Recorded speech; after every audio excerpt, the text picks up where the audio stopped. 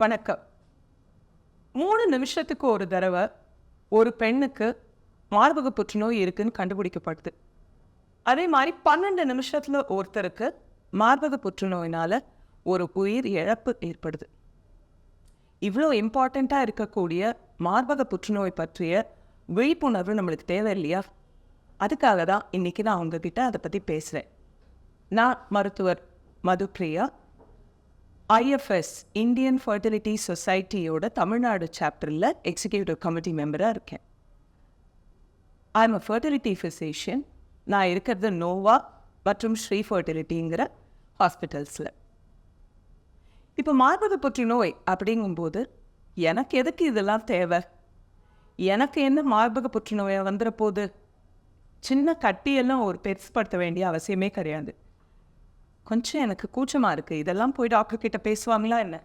இந்த மாதிரி நிறைய டயலாக்ஸ் நாம் கேட்குறோம் டெய்லி வாழ்க்கையில். இதையெல்லாம் விட்டு கொடுத்து வெளியில் லேடிஸ் வரணும். வந்து இந்த மாதிரி மார்பகத்தில் ஏதாவது ஒரு சின்ன கட்டி மாதிரி தெரிஞ்சாலோ, இல்லை தண்ணி மாதிரி பால் மாதிரி ஏதாவது நீர் சுரப்பிகள் சுரந்தது அப்படின்னாலோ, இல்லை வலி ஏதாவது இருக்குது அப்படின்னு எப்பயாவது அவங்களுக்கு தென்பட்டாலோ, இம்மீடியட்டாக பக்கத்தில் இருக்கிற ஒரு மகளிர் மருத்துவரை போய் பார்க்க வேண்டியது ரொம்ப ரொம்ப அவசியமாகுது. ஏன் இது அவசியம்? ஏன்னா 166 பேர் மார்பக புற்றுநோய் இருக்கிறவங்கள கிட்டத்தட்ட 166 பேருக்கு நம்மளால் சீக்கிரமாகவே கண்டுபிடிச்சா வைத்தியம் பண்ணி அவங்களோட ஆயுளை நீட்டிக்க முடியுது. இது ரொம்ப இம்பார்ட்டண்ட் இல்லையா? ஸோ எப்படி நாமளே பாதுகாத்துக்கிறது?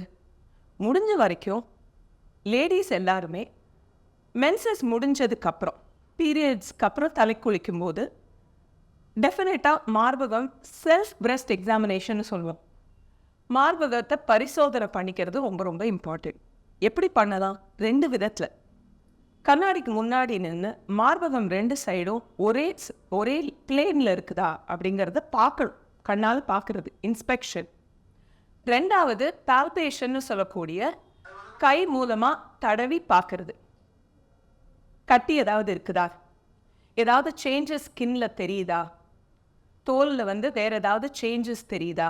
இப்போ சின்ன ஒரு கமலா ஆரஞ்சு பார்த்தீங்கன்னா அதில் ஒரு பள்ளமாக இருக்கிற மாதிரி இருக்கும் இல்லையா? அதோட தோலில் இருக்கிற மாதிரி மார்பகத்தோட தோலில் இருந்ததுன்னா அதை பியூடி ஆரஞ்சு அப்பியரன்ஸ் அப்படின்னு சொல்லுவாங்க. அப்படி இருந்தால் அதில் ஏதாவது உள்ள கட்டி இருந்து இருக்குதா அப்படிங்கிறத பார்க்க வேண்டியது அவசியமாகுது. ரொம்ப சின்ன விஷயம்தான், ஆனால் இது பின்னாடி இருக்கக்கூடிய மார்பக புற்றுநோயை நம்மளுக்கு கண்டுபிடிச்சு காமிக்குது. ஸோ இந்த செல்ஃப் பிரெஸ்ட் எக்ஸாமினேஷன் அப்படிங்கிற மார்பகத்தை எக்ஸாமின் பண்ணும்போது கைக்கு கீழே, அக்கள்னு சொல்கிறோம் இல்லையா, கைக்கு கீழே இருக்கிற இடத்தையும் நம்ம கட்டி இருக்குதான்னு பார்க்க வேண்டியது அவசியம். ஏன்னா நோட்ஸ் அப்படின்னு சொல்லக்கூடிய இந்த புற்றுநோய் ஆரம்பிக்கிறது அந்த இடத்துல கூட ஆரம்பிக்கலாம். இது எல்லாமே எவ்ரி மந்த், மாதம் மாதவிடாய் நிறைஞ்ச உடனே செக் பண்ணுறதை தாண்டி வருஷம் ஒரு வாட்டி கிளினிக்கல் பிரெஸ்ட் எக்ஸாமினேஷன், அதாவது உங்களோட பெண் மருத்துவரை பக்கத்தில் இருக்கிற மகளிர் மருத்துவரை போய் பார்த்து எக்ஸாமினேஷன் பண்ணிக்கிறது ரொம்ப ரொம்ப இம்பார்ட்டண்ட். யூஸ்வலாக வீட்லேயே என்னோட அம்மாக்கோ என்னோட அக்கா தங்கைக்கோ இல்லை என் வீட்டில் இருக்கிற யாருக்கோ இந்த மாதிரி மார்பக புற்றுநோயின்னு தெரிஞ்சிருக்கு அப்படின்னா அந்த லேடிஸ் 30 வயசுக்குள்ளர 30 வயசுலேருந்தே மார்பக புற்றுநோயை பற்றி செக் பண்ணக்கூடிய அல்ட்ராசவுண்ட் அண்ட் மேமோகிராஃபின்னு சொல்லக்கூடிய எக்ஸ்ரே எடுக்கிறது ரொம்ப இம்பார்ட்டன்ட். இல்லாமல் ஃபேமிலியிலலாம் யாருக்குமே எந்த பிரச்சனையுமே இல்லைங்க, நான் செக் பண்ணிக்கணுமா என்ன அப்படின்னு கேட்குறவங்க 40லேருந்து 45 வயசு இருக்கிறவங்கன்னா வருஷத்தில் 2 வருஷத்துக்கு ஒரு தடவை அவங்களோட மேமோகிராஃபின்னு சொல்லக்கூடிய மார்பக புற்றுநோய் இருக்கான்னு செக் பண்ணுற எக்ஸ்ரேவை பண்ணிக்கிறது இம்பார்ட்டண்ட்.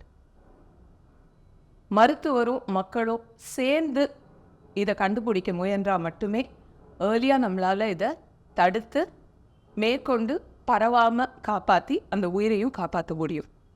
நன்றிங்க.